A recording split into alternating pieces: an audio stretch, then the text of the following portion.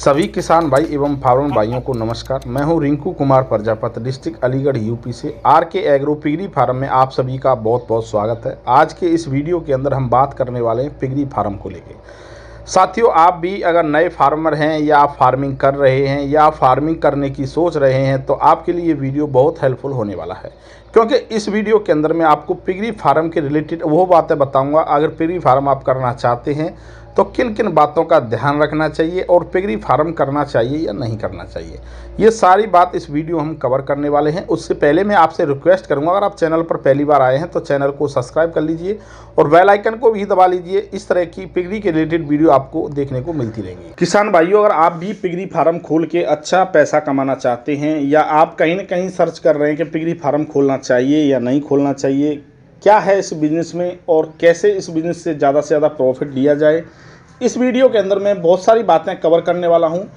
हो सकता है आपको कुछ बातें इसमें से अच्छी लगेंगी जो आपके फार्म पर काम आने वाली हैं। किन किन बातों का फार्मिंग करते समय ध्यान रखना चाहिए और इस बिज़नेस में कैसे अच्छी प्रॉफिट लें और नुकसान से बचें। नंबर 1, आप अगर नए फार्मर हैं या फार्म खोलना चाहते हैं तो सही ट्रेनिंग लेके और सही दिशा में आप इस बिज़नेस की पूरी जानकारी लेकर इस बिज़नेस की स्टार्टिंग करें। नंबर 1, क्योंकि अगर आप जल्दबाजी में इस बिज़नेस को स्टार्ट करते हैं तो हो सकता है स्टार्टिंग में आपको परेशानियों का सामना करना पड़ सकता है।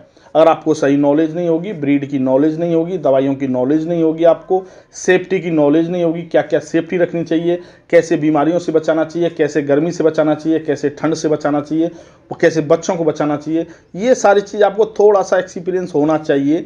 अगर आपको एक्सपीरियंस नहीं है तो आप कहीं से भी प्राइवेट सेक्टर या गवर्नमेंट सेक्टर से ट्रेनिंग लेकर इस बिज़नेस की आप स्टार्टिंग कर सकते हैं, लेकिन इसको बगैर ट्रेनिंग के इस बिज़नेस को स्टार्ट ना करें। हो सकता है कोई आसपास फार्म हो, 2-4 फार्म आप विजिट करें। उसके बाद जब आप बिज़नेस की स्टार्टिंग करेंगे तो साथियों इसमें 3 बातों का आपको विशेष ध्यान रखना है कि इस बिज़नेस में सबसे नंबर 1 जो मैंने आपको बताया वो ट्रेनिंग है। ट्रेनिंग बहुत ज़रूरी है इस बिज़नेस में।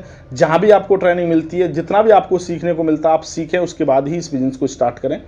उसके बाद आपको जो ध्यान रखना है वो ब्रीड का ध्यान रखना है। अगर आप अपने फार्म पर अच्छी ब्रीड लेके आते हैं, सही ब्रीड आप लेके आते हैं, कोई भी नस्ल हो, लार्ज वाइट ऑक्सायर हो, आपकी हैम्पशायर हो, लैंडर्स हो, डूरोक हो, लेकिन जो ब्रीड का माल अलग होता है और कटिंग का माल अलग होता है। एग्जाम्पल के तौर पर मैं बता दूं, किसी फार्म से अगर आप माल लेने जाएंगे तो वहां पर जाए तो आप अच्छे से ब्रीड देखेंगे, ये ब्रीडिंग का माल है या कटिंग के लिए तैयार किया गया है, या इन्होंने ब्रीड लेने के बाद ये रिजेक्ट में डाल दिया है, ये कटिंग के लिए जाएगा। हो सकता है आपको ऐसा हो जाता है कई बार कि आपके ब्रीडिंग का माल लेने के लिए उन्होंने कटिंग का माल आपको दे दिया, और हो सकता है उन्होंने ब्रीड पहले ले चुके हैं उनसे और वो रिजेक्ट माल आपको दे दिया। तो उनसे आपको यही कहना है कि मुझे ब्रीड का माल चाहिए, गारंटीड माल चाहिए, जिसमें हमें तो दिक्कत ना आए। और आप चाहे पैसे के लिए 10-5 रुपये अगर आपको किलो में एक्स्ट्रा मिलता है तो कोई दिक्कत वाली बात ना लें, लेकिन ब्रीड का माल लें। ब्रीड का चुनाव अगर आप अच्छा करेंगे तो आपका फार्म रनवे पे चला जाता है। अगर ब्रीड ही गलत आ गई आपके फार्म पे तो आपको हो सकता है 2 से 3 महीना आपका फार्म और पीछे चला जाएगा, क्योंकि आपको ब्रीड फिर चेंज करनी पड़ेगी, अच्छी ब्रीड लानी पड़ेगी। इसके बाद अगर हम नंबर 3 की बात करें तो अपने फार्म पर जब भी स्टार्ट करें, आप चाहे तो आप एग्रीमेंट में लेकर आया फार्म अपना या आप खुद का बना रहे हैं, तो अपने फार्म पर सेफ्टी का विशेष ध्यान रखें। बाहर से आने वाला व्यक्ति डायरेक्ट फार्म के अंदर एंट्री ना हो, बिगर चूना और लाल दवाई के पैर कराए हुए, बिगर स्प्रे कराए हुए अपने फार्म के अंदर किसी भी बंदे को एंट्री ना होने दें। अगर आप भी कहीं से बाहर से घूम फिर के आ रहे हैं तो अपने फार्म के अंदर घुसने से पहले स्प्रे करके या चूना में पैर करके या लाल दवाई में पैर करके ही अंदर जाएं। उससे क्या होता है, जितने बैक्टीरिया बाहर से आपके पैर के साथ आ रहे थे वो वहीं मर जाते हैं, और आपके फार्म के अंदर जब आप घुसते हैं तो आपके फार्म के अंदर कोई बीमारी 90% चांस नहीं होते हैं जाने की। तो ये सेफ्टी का विशेष ध्यान रखना है। जितना सेफ्टी आप रख सकें सेफ्टी रखें। अपने फार्म पर आप हर 8 या 10 या 15 दिन पर आप अपने फार्म पर स्प्रे करते रहें। स्प्रे आप लाल दवाई की स्प्रे कर सकते हैं, और आप जो है बीटाटिन लिक्विड की स्प्रे कर सकते हैं, आप फिनाइल की स्प्रे कर सकते हैं, और भी कई दवाइयाँ आती हैं जिससे बीमारी से आपके जानवरों को नहीं लगेगी, जिससे मक्खी मच्छर नहीं लग सकते। कोई घाव है बच्चे के ऊपर या किसी जानवर के ऊपर, वो ठीक हो सकता है, बीटाटिन लिक्विड से आप स्प्रे कर सकते हैं। या और भी दवाइयाँ आती हैं जिससे आप स्प्रे करेंगे तो आपके फार्म के अंदर साफ सफाई और बदबू की भी दिक्कत नहीं आएगी। आपको अपने फार्म के अंदर जितनी सेफ्टी रखा जाए आप सेफ्टी रखें। अगर बाहर से कोई व्यक्ति मिलने आ रहा आप तो आप डायरेक्ट जानवरों को नाद उनको दिखाएं। आप अपने पास उनको 10 से 15 मिनट बैठाएं, उसके बाद उन फार्म में में घुमाने के लिए आप ले जाएं बेशक, लेकिन कम से कम आ रहा है कोई बंदा तो 10 से 15 मिनट उसको बाहर बैठाना चाहिए, जहाँ पर फार्म जो आपके जानवर हैं उससे थोड़ा दूर हट के, जैसे आपका मेन गेट हो गया, मेन गेट से बाहर बैठाओ उनको, या खड़ा करके रखो, या आपके फार्म से अलग कोई कमरा है वहाँ बैठा के रखो। डायरेक्ट तुरंत की तुरंत आप अपने जानवरों के पास किसी भी व्यक्ति को ना ले जाएं। ये हो गया। नंबर 4, अगर आप फार्म स्टार्ट करना चाहते हैं तो साथियों अपनी जेब के अंदर आप बजट अच्छा रखिएगा, क्योंकि 90% जो फार्म फेल होते हैं ना वो बजट के पीछे होते हैं। अगर आपके बजट बैकअप फेल हो गया ना तो साथियों फार्म को चलाना बहुत मुश्किल हो जाता है, क्योंकि फार्म तो स्टार्ट कोई भी कर लेता है, जानवर भी ले आता है, ब्रीड भी अच्छी ले आता है, लेकिन उसके पास जो पैसा का बैकअप होता है वो कहीं ना कहीं फेल होता नजर आता है उसको। और इस बिजनेस में जब पैसा का बैकअप फेल होना नजर आता है तो अपने पशुओं को सस्ते मध्य बेच देता है, और उसके बाद फिर उसके समझ में यही आता है कि पिगरी फार्म में इतना अच्छा पैसा नहीं है जितना लोग बताते हैं।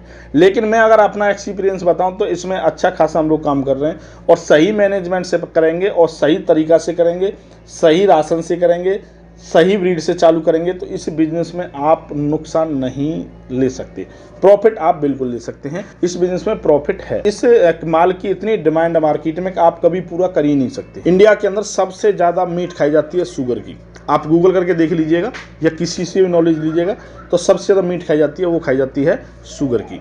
तो इसकी डिमांड आप पूरी नहीं कर सकते। जितनी ज़्यादा प्रोडक्शन करेंगे, जितनी ज़्यादा आप अपने फार्म पर प्रोडक्शन करेंगे, जितना ज़्यादा माल तैयार करेंगे, उतनी ज़्यादा प्रॉफिट आप इस बिजनेस में ले सकते हैं। आप ड्राई फीड पर चलाते हैं, होटल बेस्ड पर चलाते हैं, ये आपके ऊपर डिपेंड करता है। और उसके बाद साथियों इस बिजनेस में आप जितना हो सके आप खुद ही काम करें। जब आपका बड़े लेवल का धंधा हो जाए तो चाहे उस समय आप स्लीपर रखें, नौकर रखें, लेकिन स्टार्टिंग में अगर आप 10-5 मादा से स्टार्ट करना चाह रहे हैं तो आप खुद ही मेहनत करें और खुद ही इस बिजनेस को आप लेके जाएं बड़े लेवल पर। और आपको इस बिजनेस में आपको ऐसे नहीं करना पड़ेगा कि आपको अगर ये बिजनेस चलाना है तो आपको साथियों इस बिजनेस को दिल लगाना पड़ेगा, बिल्कुल आपको मन से करना पड़ेगा ये धंधा। बिल्कुल आप समझ लीजिए जैसे मैं हूँ इस अपने फार्म पर, अगर मैं अपने फार्म पर वर्क करता हूँ तो मैं अपने फार्म की देखभाल खुद रखता हूँ। कौन सा जानवर खाना खा रहा है, किस जानवर को क्या प्रॉब्लम है, कौन सा जानवर वजन गेन नहीं कर रहा है, कौन सी मादा कब क्रॉस कराई, कब बेचनी है, कब डिलीवरी होगी, क्या है क्या नहीं है। मैं कहीं भी हूँ, किसी ब्याह शादी में हूँ, कहीं किसी फंक्शन में हूँ, कहीं भी हूँ, मुझे 9 बजे 9:30 बजे सवेरे राशन डालने तक पहुँचना ही पहुँचना है और शाम को 5 बजे तक राशन डालने तक पहुँचना ही पहुँचना है। जानवरों से इतना लगाव है, लगाव होना चाहिए आपको अपने फार्म से, तभी आप इस बिज़नेस को कर सकते हैं अच्छे लेवल पे। अगर आपका लगन नहीं होगा, सिर्फ आप फॉर्मेलिटी पूरी करोगे तो हो सकता है कहीं ना कहीं आप इस बिज़नेस में नुकसान ले सकते हैं। तो साथियों यही बहुत सारी बातें मैंने आपको बताई हैं कि जितना हो सके सेफ्टी रखिए, ब्रीड का चुनाव अच्छा कीजिए। अगर आप नए फार्मर हैं तो आप अगर ट्रेनिंग लेके इस बिज़नेस को स्टार्ट करते हैं तो बहुत ही अच्छा है। अगर आप फार्म खुद बनाते हैं तब भी अच्छा है, अगर आपको कहीं किराए पर मिलता है तब भी अच्छा है, लेकिन आप दिल से मेहनत करते हैं और सही मैनेजमेंट से इस बिज़नेस को करते हैं तो इस बिज़नेस में नुकसान नहीं है। अच्छा पैसा इस बिज़नेस से आप कमा सकते हैं। कहीं ना कहीं अगर आप नौकरी कर रहे हैं या किसी सेक्टर में काम कर रहे हैं और आप पिगरी फार्म करना चाहते हैं तो बिल्कुल कर सकते हैं। पिगरी फार्म एक अच्छा व्यवसाय, इंडिया के अंदर बहुत ज़्यादा स्कोप है इसका और ज़्यादा से ज़्यादा प्रोडक्शन करके ज़्यादा से ज़्यादा इनकम आप इसमें कर सकते हैं। अगर आपका कोई क्वेश्चन है तो आप कमेंट कर सकते हैं या मेरा मोबाइल नंबर वीडियो के डिस्क्रिप्शन में मिल जाएगा, वहाँ जाके कांटेक्ट कर सकते हैं। वीडियो देखने के लिए बहुत बहुत धन्यवाद। आपका दिन शुभ रहे।